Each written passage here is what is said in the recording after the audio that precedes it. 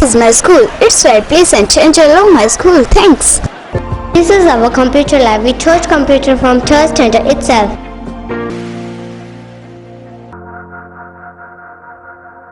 This is a school where my dream come true.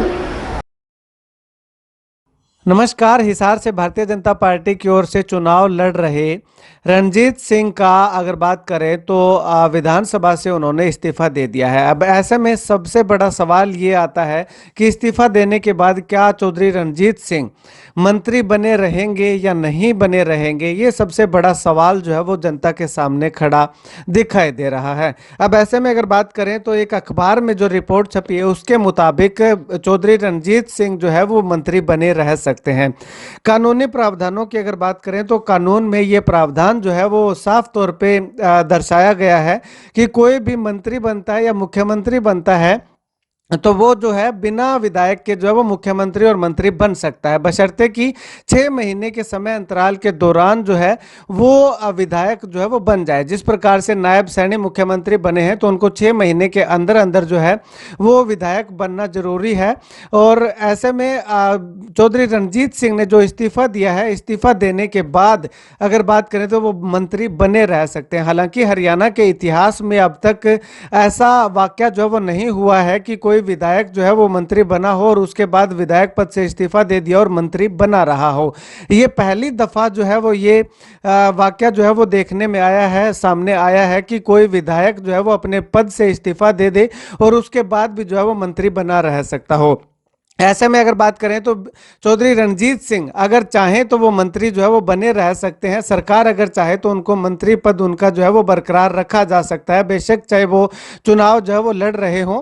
लेकिन इसके साथ ही अगर बात करें तो चौधरी रणजीत सिंह ने 24 मार्च को जो है वो रात के 8 बजे के लगभग जो है वो भारतीय जनता पार्टी को ज्वाइन किया और इससे पहले 24 मार्च के दिन में ही उन्होंने जो है वो इस्तीफा अपना भेज दिया था।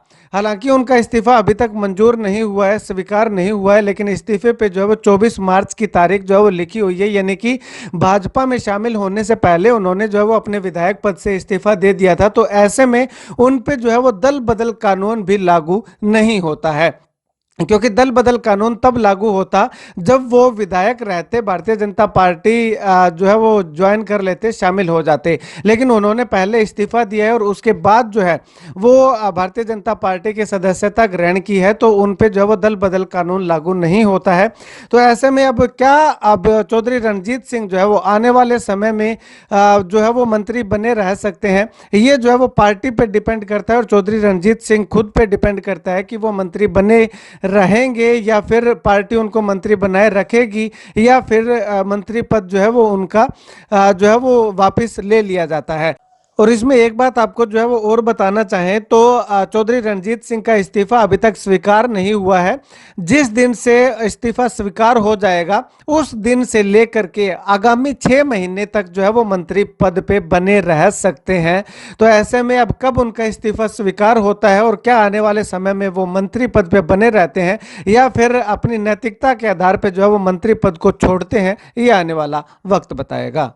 इसके अलावा अगर बात करें तो कानून में जो वो यही प्रावधान है कि चौधरी रणजीत सिंह जो है वो मंत्री बने रह सकते हैं। तो ये एक बहुत बड़ी राहत भी इसको कह सकते हैं कि चौधरी रणजीत सिंह के लिए कि 6 महीने तक जो है वो मंत्री पद पे बने रह सकते हैं और अपना मंत्रालय जो है वो लगातार संभाल सकते हैं। ऐसे में आने वाले समय में क्या होता है क्या नहीं होता वो तो आने वाला वक्त बताएगा। लेकिन फिलहाल की अगर बात करें तो चौधरी रणजीत सिंह भारतीय जनता पार्टी की ओर से हिसार लोकसभा चुनाव में उतर चुके हैं और लगातार जो है वो चुनावी अभियान उनके जो है वो जारी है।